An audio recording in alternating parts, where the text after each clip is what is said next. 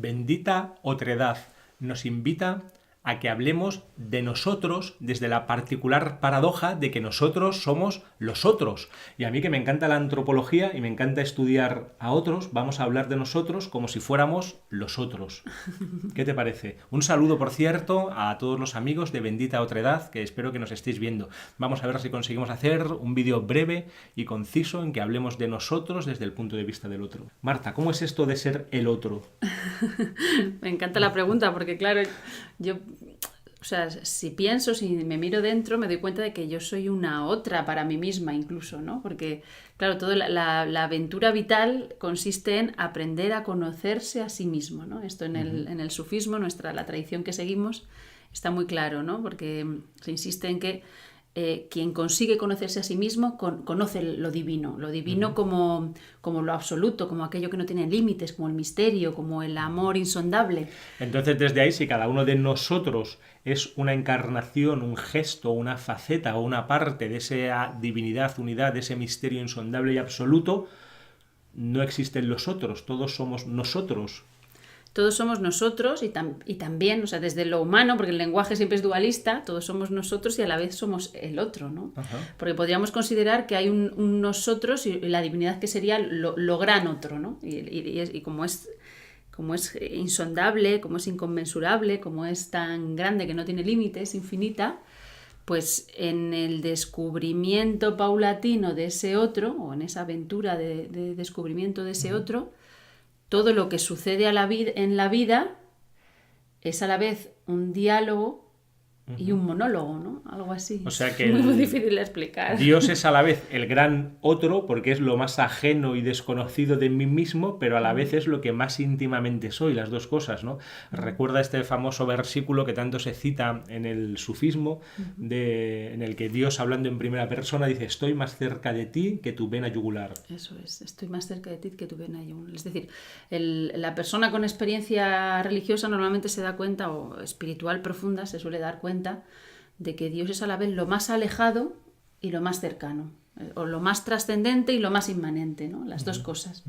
Y esa sería la aventura. Eso en general, claro. Estamos hablando de dimensiones como filosóficas.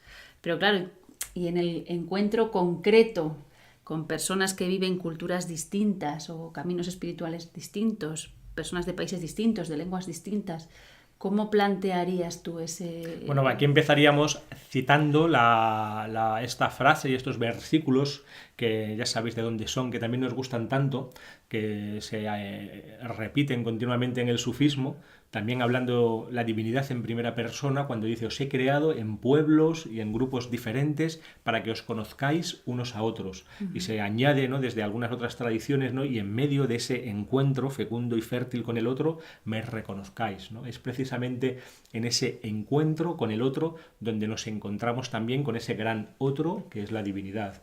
También ya sabes tú, ¿no?, que uno de los lemas que se repiten en el grupo sufí en el que nos sentimos más cercanos y más afines sería el de Tarikatuna Sohbet, que significaría nuestro camino es el encuentro, y la bendición, y la bendición viene de esa agrupación y de ese encuentro. Es en el encuentro con el otro donde llueve y caen las bendiciones. Eso es, porque claro, desde nuestra concepción de lo real, la persona que tenemos delante siempre es un espejo de nosotros mismos. Es decir, viene de alguna manera a abrir alguna puerta en nuestro propio camino. Entonces, claro, si es una persona cercana en cuanto a cosmovisión, pues nos da un regalo de autodescubrimiento, pero es una persona muy alejada de nuestra cosmovisión, entonces el encuentro con ellas da todavía más frutos. ¿Por qué? Claro. Porque tienes que ser capaz, el objetivo es ser capaz de ver el rostro de la divinidad detrás de cada persona que se presente ante ti,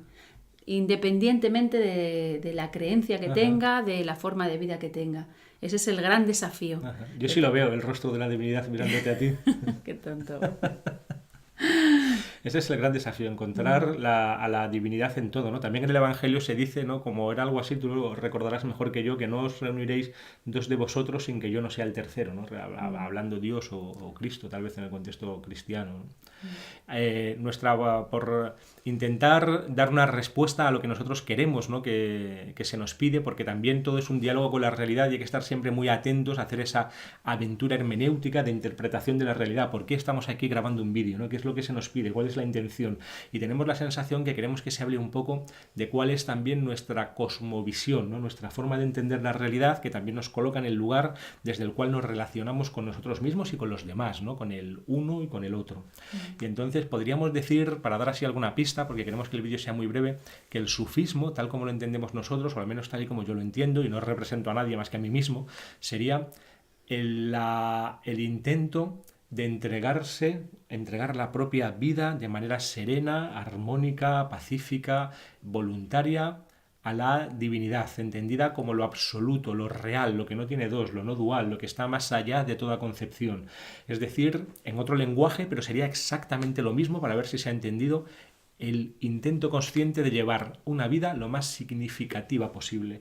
Eso sería como yo entendería el sufismo. Y luego habría como ese sería como el aspecto de la unidad de Dios, y luego en cuanto a la vida concreta que tenemos que llevar, pues intentaríamos buscar el ejemplo de aquellos que saben más que nosotros y que además tienen un nivel espiritual, por llamarlo así, mayor que el nuestro. Y entonces nos fijamos en los maestros espirituales y también en aquellos seres humanos que ha habido en la historia, que podríamos llamar, por ejemplo, profetas o enviados o algo así, que han venido a traer ese mensaje, ¿no? Y entonces creemos en el Evangelio, creemos en la Torá y creemos también en la revelación coránica, ¿no? Esto sería un poco el sufismo. Y de alguna manera, como se dice que hay 124.000 profetas, esto nos da pie también a darnos cuenta de que cualquier tradición de la unidad, en la medida en que no haya sido adulterada después por la historia, pues es una tradición verdadera y que, por decirlo así, Dios se manifiesta en el mundo de muchas maneras o con muchos rostros, y como decíamos al principio,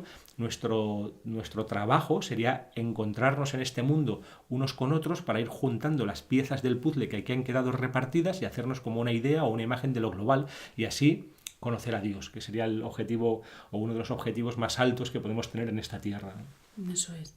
Y luego añadir también una cosa, yo creo que casi para acabar, y es que ¿cuándo da más frutos el encuentro con el otro, con una persona de eso, una cosmovisión, un imaginario, una forma de vivir diferente? ¿Cuándo da más frutos? Yo creo que da más frutos siempre cuando la actitud en este caso de nosotros, ¿no? Cuando la actitud de la persona que va hacia el otro es abierta, es decir, hay una apertura, pero una apertura sincera a que el otro pueda enseñarte algo y a que esté puesto por Dios para algo. Y luego da mucho más frutos cuando se realiza desde el amor en lo concreto, que cuando es algo institucional. No sé si tú piensas lo mismo. Es decir, si yo tengo un vecino y intento, el hecho de que sea vecino lo vivo como significativo, pues el encuentro con ese vecino en la cotidianidad, en el día a día, va a dar frutos. ¿Por qué? Porque vamos a generar una relación que posibilite un amor o una amistad entre nosotros, y ese amor y esa amistad genera una apertura muy natural.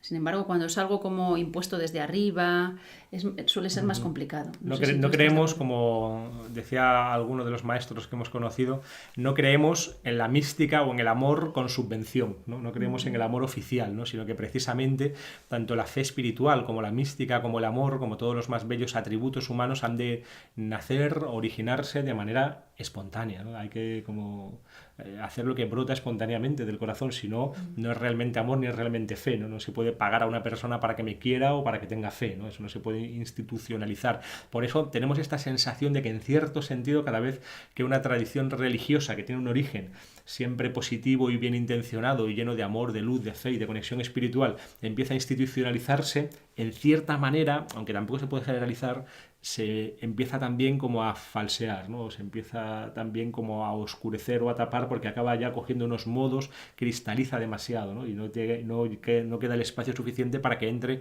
la flexibilidad del espíritu, ¿no? O algo así, ¿no? Que siempre es nuevo, cambiante, dinámico. Por eso se necesita, también creemos en el sufismo, personas reales que tengan un nivel espiritual suficiente como para poder revivificar esa tradición, ¿no? Que no quede como una letra muerta, sino que venga también la vida del espíritu a través de personas concretas, pero claro, tienen que ser personas que de verdad tengan ese nivel y no que vayan de ello, como hoy en día pasa tantas veces.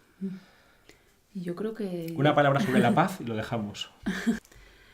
Pues muy bonito ver cómo el saludo en muchas tradiciones, por ejemplo los judíos dicen salom, los musulmanes dicen salam, y eso no es otra cosa que desearle la paz al otro. Eso como carta de presentación, porque en el saludo lo primero que se dice es eso.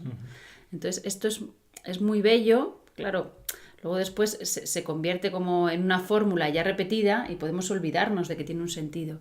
Pero eso implica que lo primero que le deseas al otro es justo la paz. Qué bonito, porque así hilas la paz e hilas el otro, de tal manera que es la forma perfecta de acabar. Y yo quiero recordar, ahora que lo dices, que en algún momento en el Evangelio el propio Jesucristo dice que desear la paz es la forma en que se saluda en los cielos, ¿no? Sí, sí, eso es. Qué bonito. Y de esta manera también las tres grandes religiones monoteístas, digamos, quedan como unidas, unificadas en la paz.